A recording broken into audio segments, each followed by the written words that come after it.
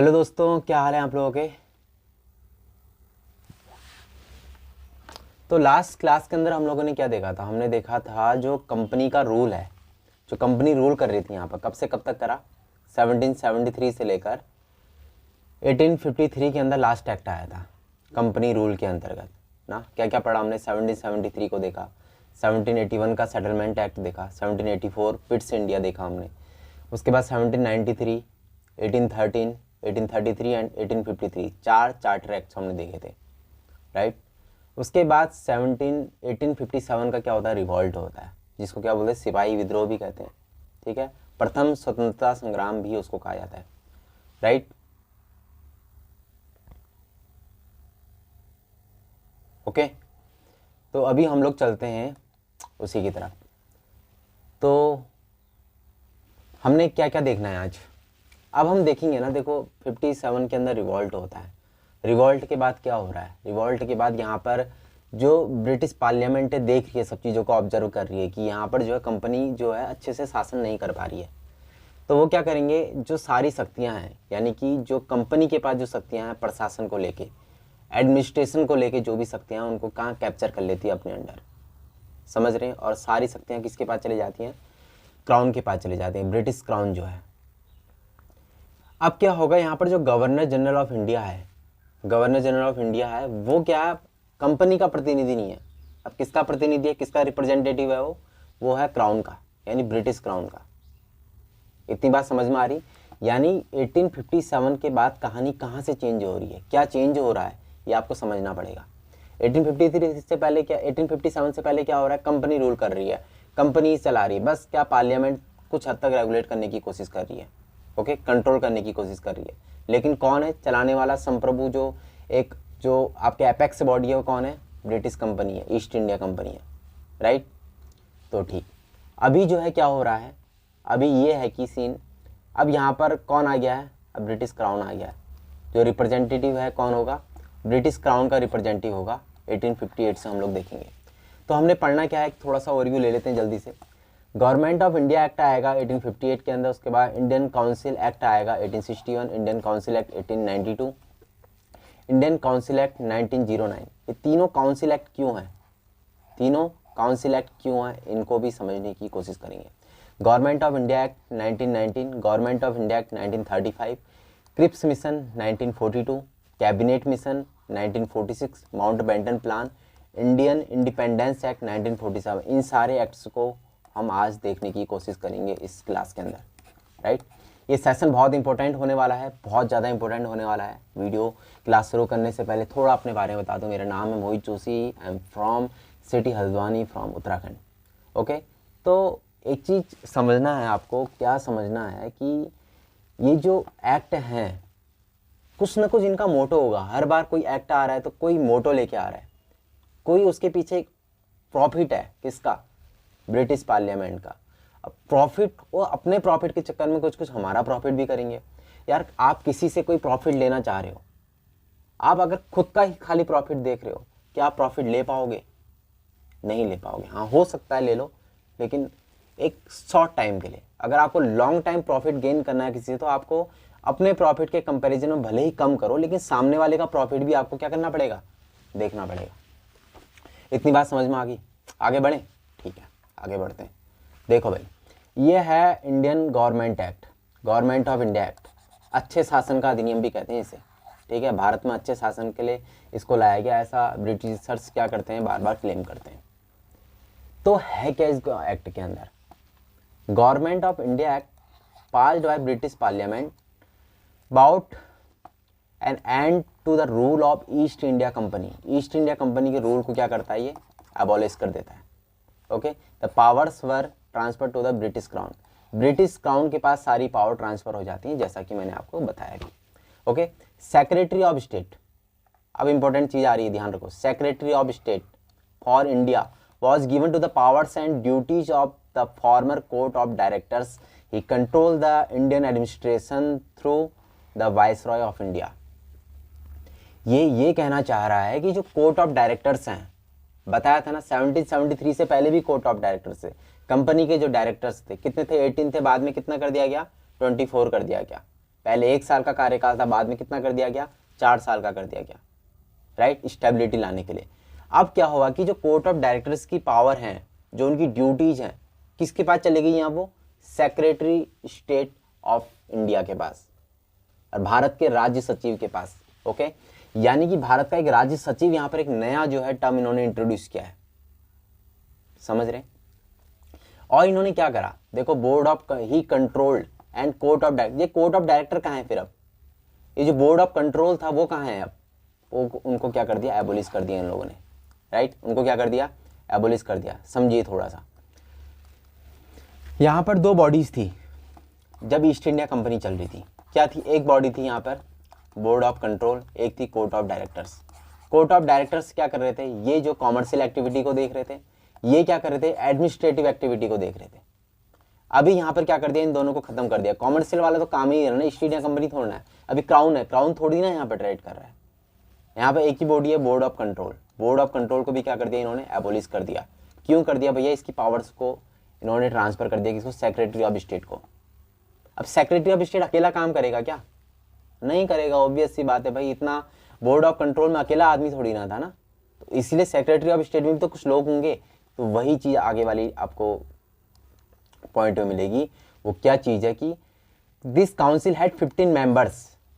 Okay, the council was an advisory body, यानी कि सलाहकारी body, सलाह देगी किसको, secretary of state for India को। ओके, और इसका जो प्रेसिडेंट होगा कौन होगा, सेक्रेटरी ऑफ स्टेट ही होगा। तो governor general of India was made the viceroy of India. अब गवर्नर जनरल ऑफ इंडिया को क्या बना दिया गया, वाइसरॉय ऑफ इंडिया बोल दिया गया। गवर्नर जनरल अभी भी है वो इंडिया का, बट अब क्या है, वो वाइसरॉय भी है। वाइसरॉय मतलब जो क्राउन है, क्राउन का क्या प्रतिनिधि है। पहले जो ये गवर्नर जनरल होता था, ये क्या करता था, ये किसका प्रतिनिधि था, किसका रिप्रेजेंटेटिव था, ईस्ट इंडिया कंपनी का। अभी किसका है, अभी ये क्राउन का। ओके, उसी को वाइसरॉय बोला गया। जब ये देसी रियासतों के सामने जाएगा, देसी रियासत तो नहीं आ रही ना ब्रिटिश टेरिटरी के अंदर, ओके, तो वहाँ पर कैसे जाएगा, ये बोलेगा ब्रिटिश, मैं जो क्राउन हूँ, क्राउन का क्या हूँ, एक प्रतिनिधि हूँ, ये एक रिप्रेजेंटेटिव हूँ, उसी का नाम दिया गया viceroy. Okay, Lord Canning was the first viceroy of India. Lord Canning was the first viceroy of India, ये आपको ध्यान देना। अब आप देखोगे ना यहाँ पर 1858 के बाद उनको लगेगा यार विद्रोह के बाद कि हमें जो शासन करना है भारत के अंदर, हमें भारत के अंदर जो शासन करना है उसके लिए भारतीयों की सहायता लेनी पड़ेगी। उनकी सहायता नहीं लेंगे तो ऐसा रिवॉर्ड दोबारा हो सकता है, 1857 जैसी कंडीशन दोबारा आ सकती है। ये क्या करेंगे आप, यहाँ पर कुछ न कुछ हमारी जो सीट्स हैं बढ़ाएंगे। देखते हैं कैसे। 1861 के अंदर आपको पहला स्टेप दिखेगा इस चीज़ का, ठीक है। देखो यहाँ पर लिखा हुआ है, Indians were nominated as non official members, गैर सरकारी जो सदस्य हैं, for the first time in the legislative council of viceroy. Legislative council of viceroy में इसको ध्यान देना है। एग्जीक्यूटिव जब काउंसिल की बात आएगी तो वहाँ पर अभी आगे देखेंगे हम, ठीक है। 1909 के अंदर सत्येंद्र प्रसाद सिन्हा को जो है वहाँ पर अपॉइंट किया जाएगा पहली बार एग्जीक्यूटिव काउंसिल के अंदर। लेजिस्लेटिव काउंसिल है, शब्दों को पकड़िएगा, okay. First time non official member. आप देखोगे यहाँ पे जो मेंबर्स को ऐड किया जा रहा है ना, ये आप देखोगे 1892 के अंदर भी ऐड किया जाएगा, 1909 के अंदर भी ऐड किया जाएगा, ठीक है। तीनों के अंदर आप देखोगे यहाँ पर धीरे धीरे क्या करा जाएगा, नॉन ऑफिशियल मेंबर्स यानी इंडियंस को क्या करा जाएगा, इंक्रीज करा जाएगा। Legislative councils were established in provinces and centre. Legislative council को एस्टैब्लिश किया गया, यानी जो विधान परिषदें हैं, विधान यानी कि कानून बनाने के लिए जो परिषदें उनको एस्टैब्लिश कहाँ कर रहे हैं, प्रोविंसेज यानी प्रांतों में, और साथ ही साथ केंद्र में। प्रांतों और केंद्रों में क्या हो रहा है, लेजिस्लेटिव काउंसिल को एस्टैब्लिश किया जा रहा है। Legislative councils of the provinces of Bombay and Madras were restored. अब देखो क्या हो रहा है, बहुत इंपॉर्टेंट चीज है, बहुत ज्यादा इंपॉर्टेंट चीज। अब विकेंद्रीकरण दोबारा शुरू हो रहा है, डिसेंट्रलाइजेशन दोबारा शुरू हो रहा है। हमने 1833 के अंदर क्या पढ़ा था कि सेंट्रलाइजेशन का लास्ट स्टेप था, फाइनल स्टेप ऑफ सेंट्रलाइजेशन, वहां पढ़ा था ना, कहाँ 1833 के अंदर। शुरुआत कहाँ से हुई थी, 1773 से स्टार्ट हुई थी। क्या करा था, जो गवर्नर जनरल ऑफ बंगाल है, पहले गवर्नर ऑफ बंगाल था ना, अब क्या गवर्नर जनरल ऑफ बंगाल है, 1773 की बात कर रहा हूं मैं। गवर्नर जनरल ऑफ बंगाल को क्या कर दिया गया, जो सबऑर्डिनेट थे कौन थे उसके, बंगाल और मद्रास, नहीं सॉरी मद्रास और आपके बॉम्बे, उनको अधीन कर दिया गया ना। यानी पावर किसकी तरफ जा रही है, सेंटर की तरफ जा रही है, गवर्नर जनरल ऑफ बंगाल की तरफ जा रही है। अभी क्या हो रहा है, अभी दोबारा से पावर दी जा रही है, उनको वापस ले रहे हैं। तो क्या करा गया, लेजिस्लेटिव पावर यानी कि कानून बनाने के जो पावर्स हैं, यानी जो वैधानिक शक्तियाँ, विधायी शक्तियाँ हैं प्रोविंस से, प्रांतों की, बॉम्बे और मद्रास को वापस दे दी गई है। Okay, legislative council were started in the provinces of Punjab, northern western frontier province and Bengal. ठीक है, ये ध्यान रखना है आपको। 1862 के अंदर आपको दिखेगा बंगाल में यहाँ पर लेजिस्लेटिव काउंसिल स्टार्ट हुई। पंजाब के अंदर आपके स्टार्ट होती है ये, यहाँ पर आपको दिखेगा जो नॉर्थ वेस्टर्न फ्रंटियर प्रोविंस है ये नेफा, राइट। तो यहाँ पर आप देखोगी 1866 के अंदर ये स्टार्ट होती है, राइट। तो ये इस तरह से आपको देखना है। यहाँ पर आपको पंजाब में दिखेगा 1890s के डिकेड के अंदर यहाँ पर भी शुरू हो जाती है। तो इस तरह से प्रोविंसेज कहाँ पे स्टार्ट हो रही हैं, लेजिस्लेटिव काउंसिल जो स्टार्ट हो रही, कहाँ हो रही, प्रांतों में स्टार्ट हो रही है। यहाँ पे बात करी थी ना, legislative was established in provinces and centre, तो ये इस तरह से स्टार्ट हो रही है। ओके, एक साथ नहीं स्टार्ट हुई। आप सोचें यहाँ पर कि यहाँ पर तो लिख दिया 61 के अंदर लिख दिया, तो ये 92 क्यों चला आ रहा है, यहाँ पे 66 कैसे चला गया। नो, क्या मतलब है इसका, यहाँ पर एक प्रावधान कर दिया कि हाँ प्रोविंसेज और सेंटर के अंदर क्या होगी, लेजिस्लेटिव काउंसिल होगी। कब होगी, कैसे होगी, सब एक साथ होंगी, किस तरह से होंगी, नहीं। ठीक है, ये धीरे धीरे ये स्टेप आगे बढ़ता रहता है। 1861 आपको बात समझ में आई, तो आगे चलें। तो ठीक है, इंडियन काउंसिल एक्ट ऑफ 1982, ये 1892। भैया इतना लंबा गैप, 1861 1892, 31 ईयर का गैप है ना, क्यों है। एक यहाँ पर एक ना एक जीरो कंडीशन इस्टेब्लिश हो गई थी। अब लेकिन यहाँ पर क्यों आ गया फिर ये इसलिए आए 1885 के अंदर क्या होता है, इंडियन नेशनल कांग्रेस बनती है। ये अपने प्रतिवेदन देगी, ये अपने कुछ अपनी डिमांड्स देगी, तो उन डिमांड्स का जो जवाब आएगा कैसे आएगा, उसी रूप में आएगा। क्या करा गया, the size of legislative council was increased. Legislative जो काउंसिल है उसका साइज क्या कर दिया गया, और ज़्यादा इंडियंस को ऐड कर दिया गया। Legislative council was given more powers, इस काउंसिल को जो है ज़्यादा पावर्स दी गई। They had the power to deliberate on the budget and could pose questions on the executive. क्या मतलब है, मतलब यही है कि जो बजट आएगा उस बजट पर आप बहस कर सकते हो, बहस करने के साथ साथ क्वेश्चन भी कर सकते हो। समझ रहे हैं। अभी देखो यहाँ पर बहस करने का, क्वेश्चन करने की बात तो कही गई है, लेकिन यहाँ पर आप काउंटर क्वेश्चन नहीं कर सकते हो। क्या नहीं कर सकते हो, आपसे आपने क्वेश्चन किया, कोई जवाब आया सामने से, दोबारा क्वेश्चन नहीं कर सकते हो, उसका काउंटर क्वेश्चन नहीं कर सकते हो।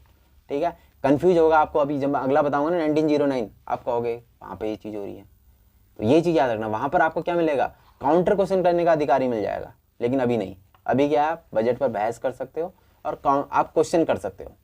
किससे करोगे क्वेश्चन, एग्जीक्यूटिव काउंसिल से करोगे। Indirect election were introduced for the first time, पहली बार इनडायरेक्ट इलेक्शन जो है क्या हुए, इंट्रोड्यूस किया गया। लेकिन याद रखिएगा, इलेक्शन जैसे शब्द का जो है यूज नहीं किया गया कहीं पर। ठीक है, इलेक्शन शब्द का यूज नहीं किया गया, लेकिन बात कही गई कि इंडायरेक्ट इलेक्शन जो है, इनडायरेक्ट इलेक्शन की पहली बार जो बात होती है कब होती है, 1892 के अंदर होता है। इनडायरेक्ट इलेक्शन समझ रहे हैं ना, क्या होता है इनडायरेक्ट इलेक्शन, समझते हैं यार। थोड़ा सा लेक्चर लंबा हो जाएगा, लेकिन आपको ना बिल्कुल हार नहीं माननी। लेक्चर मैं चाहूँ तो ना देखो 5-10 मिनट के अंदर सारे ये एक्ट पढ़ा के आपको निकल जाऊँ, बट नहीं, हम तैयारी किस चीज़ की कर रहे हैं, यूपीएससी की तैयारी कर रहे हैं। तो आपको एक एक चीज़ को स्टेप बाय स्टेप लिंक करके चलना पड़ेगा। 92 पढ़ लिया, रट रहे हो, नो, आपको समझना पड़ेगा। 61, 92, 1909 लिंक है आपस में। क्या इनका मोटो है कि भारतीयों को हम इसमें ऐड करें। खाली ऐड करने से काम चलेगा, उनको पावर भी तो देनी पड़ेगी ना। पावर दे रहे हैं 92 में थोड़ी, फिर 1909 में और ज़्यादा पावर दे रहे हैं, समझ रहे हैं ना। तो इस तरह से आपको पढ़ना होता है, इस तरह से पढ़ोगे तभी आगे जाके क्वेश्चन। इतना सिलेबस है यूपीएससी का, आप सोचो इतने सारे सब्जेक्ट, इतना जीएस आपको पढ़ना है, लूसन थोड़ी ना है ना आपको बस फैक्ट कुछ पकड़ने और चलते रहना आगे। नो, तो आपको क्या है, एक एक चीज़ को अच्छे से समझना पड़ेगा। तो देखो, इलेक्शंस 2 तरह के होते हैं जनरली, राइट। एक होते हैं डायरेक्ट होते हैं, एक होते हैं इनडायरेक्ट। इनडायरेक्ट इलेक्शन में, डायरेक्ट इलेक्शन में क्या है ना कि आप जो है क्या होता है, डायरेक्ट चुनते हैं। इंडिया में कैसा इलेक्शन है बताओ, डायरेक्ट है कि इनडायरेक्ट है, इनडायरेक्ट इलेक्शन है, राइट। डायरेक्ट होता है। जैसे कि आपको मान लो प्रधानमंत्री चुनना है, पीएम चुनना है, तो आप डायरेक्ट चुनो, आप डायरेक्ट वोट करो नरेंद्र मोदी या कोई भी दूसरा कैंडिडेट है, या राहुल गांधी, कोई भी है, आप डायरेक्ट उनको वोट करो। लेकिन आप डायरेक्ट उनको वोट नहीं करते ना, आप डायरेक्ट पीएम को वोट नहीं करते हो। आप किन को वोट करते हो? आप लोकसभा के सदस्यों को वोट करते हो। किसको वोट करते हो? लोकसभा के सदस्यों को वोट करते हो। आप किसको वोट करते हो? आप विधानसभा के सदस्यों को वोट करते हो। डायरेक्ट सीएम को चुनते हो क्या आप? नहीं चुनते हो ना। यही चीज़ है, डायरेक्ट इलेक्शन में डायरेक्ट चुना जाता है। इनडायरेक्ट इलेक्शन में क्या है? आप जिन्हें चुन रहे हो, ठीक है, आप जिन्हें क्या कर रहे हो? इलेक्ट कर रहे हो, वो लोग इलेक्ट करते हैं आगे जाकर एक सुपीरियर बॉडी को। जैसा कि लोकसभा मैंने बताया, लोकसभा में आप लोगों ने चुना लोगों को। लोकसभा में जो लोग हैं, कितनी सीट्स हैं लोकसभा में? मैक्सिमम 552 हो सकती है। अभी 104 जो अमेंडमेंट हुआ उससे एंग्लो इंडियन को हटा दिया गया, 550 बच गई है कि नहीं? अभी कितनी कैपेसिटी है? 545 की कैपेसिटी है, उनमें 2 एंग्लो इंडियन, तो 543 ही रहा। ये जो हैं, आपने जो चुना है जिनको, यही लोग तो आगे जाके चुनेंगे ना आपके पीएम को। 543 में से आपको 50% प्लस 1% वोट लेके आने होते हैं, एक पार्टी जीत जाती है, राइट? पार्टी जीत जाती, ये पार्टी अपने हिसाब से चुन लेती है अपने पीएम को, वही देश का पीएम होता है। समझ रहे हैं? इनडायरेक्ट और डायरेक्ट इलेक्शन में क्या है? डायरेक्ट यानी आप डायरेक्ट चुन रहे हो, इनडायरेक्ट में आप जिन्हें चुन रहे हो वो आगे जाके चुन रहे हो। एक होता है नॉमिनेशन। नॉमिनेशन सुनते हो? नॉमिनेशन क्या होता है? नॉमिनेशन यानी कि जैसे आप सुनते होंगे राज्यसभा में जो है कितने जो सदस्य होते हैं, 250 की कैपेसिटी होती है। अभी कितने? 245 सदस्य हमारे पास में। इनमें से कितने लोग नॉमिनेटेड हैं और कौन नॉमिनेट करता है? 233 मेंबर जो है नॉमिनेटेड है। नहीं, 233 क्या है? इलेक्टेड है। कहाँ से इलेक्ट होते हैं? राज्यों की विधानसभाओं से होते हैं भाई। तो 12 लोग जो हैं, 233 प्लस 12 कितने हो जाए? 243, 5। तो जो 12 लोग हैं ये कैसे नॉमिनेटेड है? कैसे हैं? नॉमिनेटेड है। कौन नॉमिनेट कर रहा है भाई इनको? प्रेसिडेंट कर रहा है ना, प्रेसिडेंट इनको नॉमिनेट कर रहा है। तो यही चीज़ है, इसका भी बेस होता है। ऐसे नहीं किसी को भी कर दिया, अब आपको यार मेरी प्रेसिडेंट से जान पहचाने में करो, नो। यहाँ भी 4 बेस हैं, राइट? कौन कौन से हैं? लिटरेचर है आपके, आर्ट है, ओके, साइंस है, और क्या है? समाज सेवा है। इनके बेस पर देखो हम लोग पॉलिटी में घुस रहे हैं ना, तो कोई नहीं, समझनी है चीज़ों को, तो समझना है तो हमें करनी पड़ेंगी चीज़ें। तो 1892 में इस तरह से जो है आगे बढ़ते हैं। अभी बात करते हैं मोंटे मिल्लो की। किसकी बात करेंगे? मोंटे मिल्लो सुधार की। मोंटे मिल्लो सुधार 1909 इंडियन काउंसिल एक्ट, ओके, मोंटे मिल्लो रिफॉर्म। याद रखना है मोंटे क्यों कह रहे हैं। ये मोर्ले कौन है भैया? ये मोर्ले हैं राज्य सचिव, सेक्रेटरी ऑफ स्टेट है, ठीक है। मिल्लो कौन है? मिल्लो साहब ये वाइसरॉय है। कौन है? इंडिया के वाइसरॉय हैं मिंटो, और मोर्ले कौन है? सेक्रेटरी ऑफ स्टेट है, भारत राज्य सचिव, भारत के राज्य सचिव, या भारत राज्य सचिव जो कह लो आप। This council act 1909 commonly known as Morley Minto reforms, okay, for the first time direct elections were introduced. Indirect कहाँ है? पिछले वाले में आ गए। कब आए? 1892 के अंदर आपको दिख गए, राइट? तो अभी आपको यहाँ पे क्या दिख रहा है? डायरेक्ट इलेक्शन पहली बार इंट्रोड्यूस हो रहे हैं। For the legislative council, the central legislative council was renamed as the imperial legislative council. अब इसको क्या बोल रहे हैं? पहले सेंट्रल लेजिस्लेटिव काउंसिल था, अब क्या है? इंपीरियल लेजिस्लेटिव काउंसिल है। इसी को क्या बोल रहे हैं? इंपीरियल लेजिस्लेटिव काउंसिल बोला जा रहा है। तो क्वेश्चन ऐसे फैक्ट आपसे पूछ सकता है, इंपीरियल लेजिस्लेटिव काउंसिल को कब इंट्रोड्यूस किया गया? इंपीरियल शब्द को ध्यान नोट करके रखिएगा, 1909। The communal representation system was introduced by the giving separate electorate. It was a given where seats were reserved only for Muslims and only Muslims would be polled. इसको समझना पड़ेगा, ठीक है। कम्युनल रिप्रेजेंटेशन क्या होता है? ये जो मिंटो साहब है ना, मिंटो वाइसरॉय, यही भैया जनक हैं इस चीज़ के। किसके? ये आपके जो कम्युनल इलेक्टोरेट है ना, इसके कम्युनल रिप्रेजेंटेशन हो गया। सांप्रदायिकता के जो जनक हैं यहाँ पर इंडिया के अंदर कौन है? मिंटो हैं, याद रखिएगा कौन है? मिंटो। अब देखो हम बात कर रहे हैं क्या, मुस्लिम्स को क्या दिया गया? रिप्रेजेंटेशन दिया गया। एक टेरिटरी है, मान लो कोई, मान लो बंगाल है, ओके, बंगाल है। इसमें कहा गया मान लो यहाँ पर से उठेगा जो आपको यहाँ पर क्या है, आपको एक मेंबर उठाना है, यहाँ से वोटिंग होगी, वोट करेंगे ना, यहाँ पर बहुत सारे लोग होंगे। ओके, ये बहुत सारे लोग हैं, इनमें से कुछ मुस्लिम्स हैं, क्या हैं, कुछ हैं मुस्लिम्स, ये मुस्लिम है। ओके, ये कह रहा है कि जो इनमें से उठेगा, कौन इलेक्शन के लिए जो उठेगा वो कौन होगा, वो यही होगा। वोट कौन करेंगे, यही लोग करेंगे। ये लोग वोट ही नहीं कर सकते क्योंकि ये मुस्लिम नहीं है। इसी को कहते हैं क्या, इसी को कहते हैं आपके कम्युनल रिप्रेजेंटेशन या सेपरेट इलेक्टोरेट। सेपरेट इलेक्टोरेट बोला जाता है इस पर्टिकुलर फिनोमेना को। ओके, यानी कि उस टेरिटरी के अंदर जितने मुस्लिम्स हैं उन्हीं में से कौन आगे बढ़ेगा, वही प्रतिनिधित्व करेगा, वही जो है क्या करेगा, वोट देगा, वही मुस्लिम से वोट देंगे, बाकी लोग वोट नहीं देंगे। समझ गए ना इतनी बात, ठीक हो गया। अभी और डिटेल में समझेंगे यार, आगे टेंशन ना लो, ठीक है, बहुत चीज़ें आएंगी, अभी मज़ा आने वाला है। For the first time Indians were appointed to the executive council. आप देखो, मैंने कहा था ना लेजिस्लेटिव काउंसिल में ऐड हो रहे थे अभी तक, अब कहाँ executive council of viceroy. Satyendra Prasad Sinha, Satyendra Sinha was the first law member. ये लॉ मेंबर थे, साथ ही साथ ध्यान रखना है फर्स्ट मेंबर थे जो एग्जीक्यूटिव काउंसिल में ऐड ऑन होते हैं। ठीक, आगे बढ़ें अगले की तरफ। ठीक, government of India act 1919, Montagu Chelmsford reforms. क्या है, सेम चीज। मॉन्टेग्यू कौन होंगे बताओ, सेक्रेटरी ऑफ स्टेट। चैम्सफोर्ड कौन होंगे, वाइसरॉय होंगे, कहाँ के, इंडिया के। Okay, government of India act 1919 was also known as Montagu Chelmsford reforms. Bicameralism was introduced for the first time. ये क्या है बायकैमरलिज्म, द्विसदनीय व्यवस्था बोलते हैं इसको, ठीक है, द्विसदनीय व्यवस्था होती क्या है। अब देखते हैं ना, दो सदन वाली व्यवस्था, दो सदन वाली व्यवस्था क्या होते हैं दो सदन। यार सीधी सी बात है, जो अपने है ना, क्या है, पार्लियामेंट है, पार्लियामेंट है ना अपनी।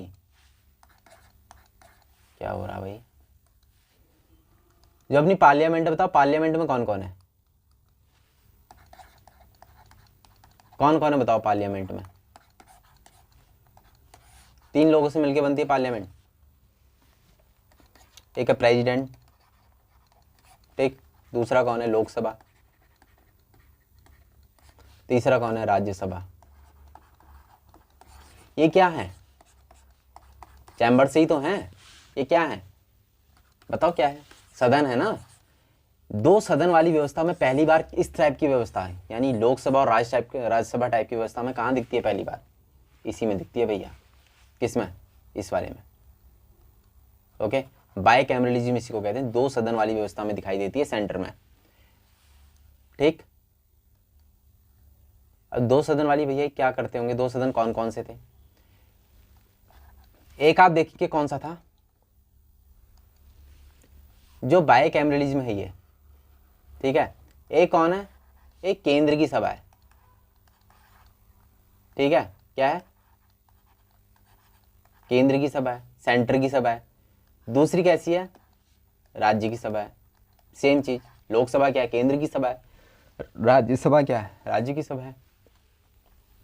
प्रोविंशियल एंड सेंट्रल सब्जेक्ट व सेपरेटेड, यानी कि जो प्रांतों को और जो केंद्र के सब्जेक्ट हैं उनको अलग अलग किया गया, डिसाइड कर लिया कि हाँ ये सब्जेक्ट तुम्हारे हैं, ये सब्जेक्ट हमारे हैं, इस पर रिलेटेड, इससे पर जो इन सब्जेक्ट पर हम लोग क्या करेंगे, रूल एंड रेगुलेशंस बनवाएंगे।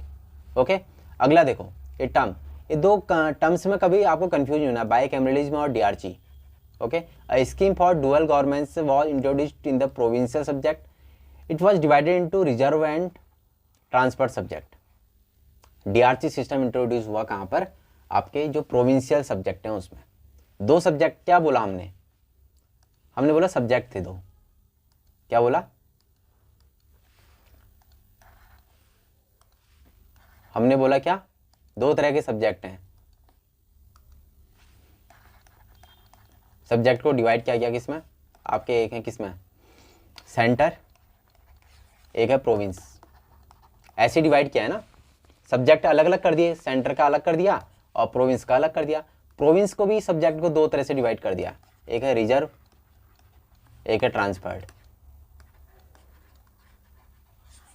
इतना समझ में आएगा, कोई प्रॉब्लम तो नहीं। सेंटर में नहीं है ये चीज़, याद रखिएगा। कहाँ है? प्रोविंसेज में है, जो डीआरसी सिस्टम इसी को बोलते हैं। दो तरह के, इसी को क्या बोला जाएगा? DRC system. सब्जेक्ट और जो आपके सब्जेक्ट को डिवाइड किया गया सेंटर और प्रोविंसेज में। प्रोविंसेज को फिर डिवाइड किया गया जिसको हम डीआरसी कह रहे हैं, reserve list, transfer list. Transfer list में कानून कौन बताएगा? आपके जो स्टेट के जो प्रोविंसेज के नॉन ऑफिशियल मेंबर, वहीं नॉन ऑफिशियल मेंबर ज़्यादा है ना वहाँ पे, तो वहाँ पर इसलिए क्या कर दिया, उनको जवाबदेह बना दिया। आप इस पर कानून बनाओ, रूल्स बनाओ, रेगुलेशन बनाओ, लेकिन आप इसके प्रति क्या होगे? जवाबदेह होगे। ठीक है, जवाबदेह हो गए आप। ज़्यादा मेंबर है, ऑब्वियस सी बात है यार, तो वहाँ पर उन्होंने दे दिया इसलिए। और दूसरा है रिजर्व लिस्ट। रिजर्व लिस्ट पर बहुत इंपॉर्टेंट सब्जेक्ट है भैया। टैक्सेशन कहाँ होगा? रिजर्व लिस्ट में होगा। फॉरेन अफेयर्स कहाँ है? रिजर्व लिस्ट में। डिफेंस रिजर्व लिस्ट में।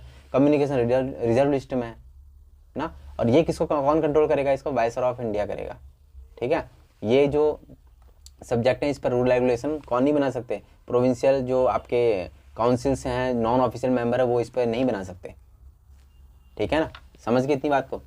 Out of 6 members in viceroy executive council 3 of them are Indian. 6 लोगों की जो वायसरॉय की एग्जीक्यूटिव काउंसिल, उनमें 3 कौन है? आपके इंडियंस हैं। The act provided provisions for the establishment of the public service commission in India for the first time. Public service commission of in India के बारे में पहली बार यहाँ पर एक प्रोविजन किया गया, एक प्रावधान किया गया कि हाँ, लोक सेवा आयोग का क्या करा जाएगा? गठन करा जाएगा। इसी के लिए आप आगे जाके देखेंगे 1926 के अंदर एक ली कमीशन आता है। ली कमीशन का गठन होता है। Okay, communal representation extended to Christians, Anglo Indians, Sikh. पहले किसके लिए था? मुस्लिम्स के लिए था। अभी किसके लिए आ गया? क्रिश्चियंस के लिए, एंग्लो इंडियंस के लिए और सिख के लिए। Montagu Chelmsford reforms made provisions for setting up a statutory commission at the end of 10 years look up. ठीक है, यानी कह रहा है कि इस जो हम इन्होंने इतना सारा ये नियम बना रखे हैं ना, प्रावधान बना रखे हैं, इनकी जांच के लिए, इनके जो इनका इम्प्लीमेंटेशन किस तरह से हुआ, इनकी जांच के लिए क्या होगा? एक कमीशन बनाया जाएगा। ठीक है, उसका नाम होता है Simon commission. Simon commission go back याद है ना, कब आता है? 1927। ठीक है, 1919 में आना कब था? 1929 में आना था। 2 साल पहले आ जाता है कि नहीं? जब पढ़ेंगे साइमन कमीशन सब बताऊंगा उस टाइम में। ठीक है, हिस्ट्री आने दो एक बार। ओके, तो ये सब चीज़ें इस तरह से चलेंगी। स्टैच्यूटरी कमीशन है, ये याद रखिएगा। क्या होता है? वैधानिक कमीशन है एक। ओके, ये हो गया भैया 1919। अब चलते हैं government of India act 1935। Okay, bicameralism was introduced in 6 provinces. 6 provinces के अंदर इंट्रोड्यूस किया गया। मैंने क्या कहा था? पहले कहाँ था? सेंटर के अंदर था। ओके, बाय यानी कि 2 सदन। ओके, राज्यसभा, लोकसभा। बंगाल, बॉम्बे, मद्रास, असम, बिहार और संयुक्त प्रांत, United provinces. Out of total कितने प्रोविंस हैं? 11 प्रोविंस हैं। उनमें से 6 में से क्या है? बाइकैमरलिज्म उन्होंने वहाँ पर क्या कर दिया? इंट्रोड्यूस कर दिया। ओके, ठीक है, ठीक। As per the act the powers are divided into the federal list, provincial list and concurrent list. 3 तरह की लिस्ट यहाँ पर डिवाइडेड हुई, हमारे पास आज भी होती है ना। कौन सी आर्टिकल में बताओ? 7वीं अनुसूची हमारी क्या बताती है? 3 तरह की लिस्ट है हमारे पास में। कौन कौन सी है? एक फेडरल लिस्ट है, एक स्टेट लिस्ट है, और कौन सी? एक कॉन्करेंट लिस्ट है। एक अवशिष्ट शक्तियाँ और होती हैं, रेसिडुअल पावर्स। ठीक है, तो यहाँ पर 3 तरह की शक्तियों के बारे में बात करें। 3 तरह की जो लिस्ट हैं उनको बनाया गया। प्रोविंशियल लिस्ट, और क्या होता है? फेडरल लिस्ट क्या होती है? जहाँ पर कानून बनाने का अधिकार किसको होता है? सेंट्रल को होता है। जहाँ पर कानून बनाने का अधिकार सेंट्रल के पास होता है उसको बोलते हैं फेडरल लिस्ट। प्रोविंशियल लिस्ट यानी प्रोविंस बना सकता है, उस पर रिलेटेड कानून और रूल्स जो भी सेट करने कौन करेगा? प्रोविंस करेगा। कंकरेंट क्या होता है? दोनों ही कर सकते हैं, आपके स्टेट भी कर सकता है, सेंटर भी कर सकता है। ठीक है, लेकिन प्रायोरिटी किसको है? आज के टाइम में हमारे इंडियन कॉन्स्टिट्यूशन के अकॉर्डिंग सेंटर को प्रायोरिटी मिलती है। Provincial autonomy was introduced in the provinces by abolishing the DRC. ठीक है, तो प्रोविंशियल की ऑटोनॉमी को जो है इंट्रोड्यूस किया गया। प्रोविंशियल की ऑटोनॉमी को जो है क्या किया गया? इंट्रोड्यूस किया गया। ठीक है, इतना आपको ध्यान रखना है। There was a provisions for the adoption of DRC at the centre. यहाँ पर एक प्रोविजन किया गया किसके? डीआरसी के एडॉप्शन के लिए सेंटर पे। ओके, यहाँ पर एक प्रोविजन था किसके? Adoption of DRC at the centre. अभी डीआरसी कहाँ था इससे पहले बताओ? अभी जब हमने 1919 के बारे में बात की, डीआरसी सिस्टम कहाँ इंट्रोड्यूस किया था? प्रोविंसेज में किया था। प्रोविंसेज में था ना आपके ट्रांसपोर्ट और रिजर्व सब्जेक्ट, उसको कहाँ इंट्रोड्यूस किया गया? सेंटर के अंदर भी इंट्रोड्यूस किया गया। Okay, provided provisions for establishing federal court, reserve bank of India. एक फेडरल कोर्ट की बात की गई। ठीक है, एक फेडरल कोर्ट जो कि 1937 के अंदर बनता है। ठीक है, वो भी क्या हुआ? अंतरिम जो है आपके न्यायालय नहीं था वो, ठीक, अंतिम न्यायालय नहीं था वो भी याद रखिएगा। Reserve bank of India, reserve bank of India 1934 act, याद है आपको reserve bank of India act 1934, ठीक है, उसी के बारे में यहाँ पर बात की गई, ठीक। There was a provision for the establishment of all India federation consisting the provinces and the princely states as units.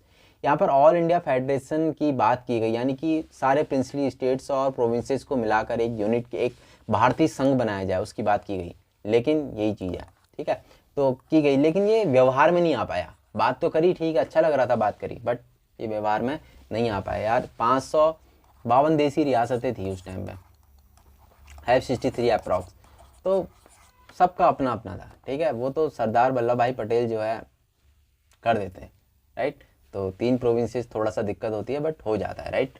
तो अभी हम लोग चलते हैं आगे की तरफ। आगे क्या है, क्रिप्स मिशन, क्रिप्स मिशन, ठीक है, आता है क्रिप्स मिशन।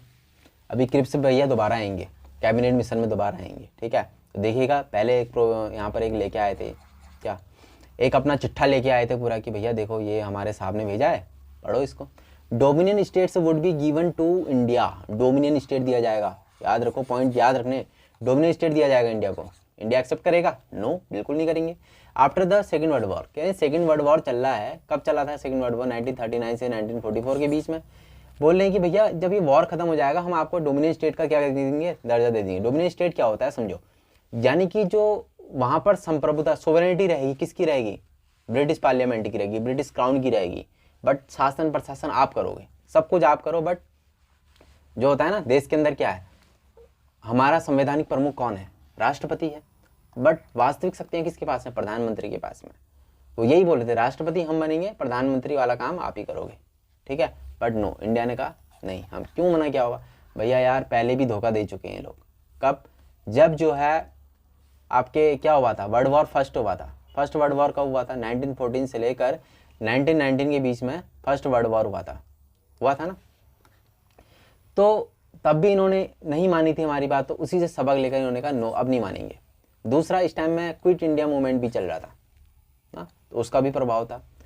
तो once the second war ends and the elected body would be set up in India for framing the Indian constitution. World war जब खत्म हो जाएगा हम एक बॉडी को इलेक्ट करेंगे, किसके लिए? इंडियन कॉन्स्टिट्यूशन की फ्रेम करने के लिए, यानी कि भारत के संविधान को बनाने के लिए हम एक इलेक्टेड बॉडी को नियुक्त करेंगे, यानी एक सेट करेंगे इलेक्टेड बॉडी को, राइट। लेकिन मना कर दिया इन्होंने, नहीं भाई नहीं चाहिए, हम खुद कर लेंगे ना, ऐसा बोला इन्होंने।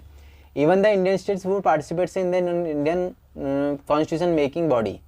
ये बोल रहे हैं कि इंडियन स्टेट भी क्या करेंगे, पार्टिसिपेट करेंगे किसमें? भारत के संविधान को बनाने वाली जो बॉडी होगी उसमें। Almost all the parties and sectors reject the, भाई रिजेक्ट होना ही था ना, सबने रिजेक्ट कर दिया इसको, क्रिप्स मिशन को। आगे अगले महोदय आएंगे, कौन आएंगे महोदय? कैबिनेट मिशन आएगा, ठीक है, कैबिनेट मिशन आएगा। कौन कौन थे भैया इसमें बताओ? अलेक्जेंडर थे, पैथिक लॉरेंस थे, और कौन थे? खुद भैया क्रिप्स थे, ठीक है। अलेक्जेंडर थे, लॉरेंस थे, आपके खुद क्रिप्स भी थे जो पहले आए थे, दोबारा आएंगे। कैबिनेट मिशन का क्या मतलब है? ये जो मिशन था कैबिनेट के द्वारा भेजा गया था, ठीक है। क्रिप्स कौन थे? क्रिप्स खुद कैबिनेट मेंबर थे वहाँ के, कहाँ के? ब्रिटेन के, ओके। तो ये जो कैबिनेट मेंबर्स थे ये आए थे यहाँ पर, इसलिए इसको कैबिनेट मिशन कहा गया। The Indian states and provisions British provinces would combine to form union of India. ये बोल रहा है कि इंडियन स्टेट जो ब्रिटिश प्रोविंस हैं और जो इंडियन यानी प्रिंसली स्टेट कहो इनको, ठीक है, ये क्या करेंगे? मिलके एक भारत का संघ बनाएंगे, ओके, ठीक है, समझ में आ गई बात। तो constituent assembly would be the establish consisting of 389 members. क्या कह रहा है ये? जो हम कॉन्स्टिट्यूएंट असेंबली बनाएंगे उसमें कितने मेंबर्स होंगे? 389 मेंबर्स होंगे। कितने मेंबर्स होंगे? 389 मेंबर्स होंगे, बोला है 389 मेंबर्स। क्यों 389 ही क्यों होंगे? उस टाइम में जो भारत की आबादी थी 39 करोड़ के आसपास थी, 39 करोड़ के आसपास थी, ओके। और इन्होंने बोला कि 10 लाख लोगों में से हम क्या करेंगे? एक बंदे को रिप्रेजेंट करेंगे। 10 लाख में से एक को करेंगे तो 39 करोड़ में कितना हो गया? 390 सीट्स हो गई। अब कई लोग ये भी कहेंगे 390 कहाँ आ रहे हो आप, 389 क्यों हुई?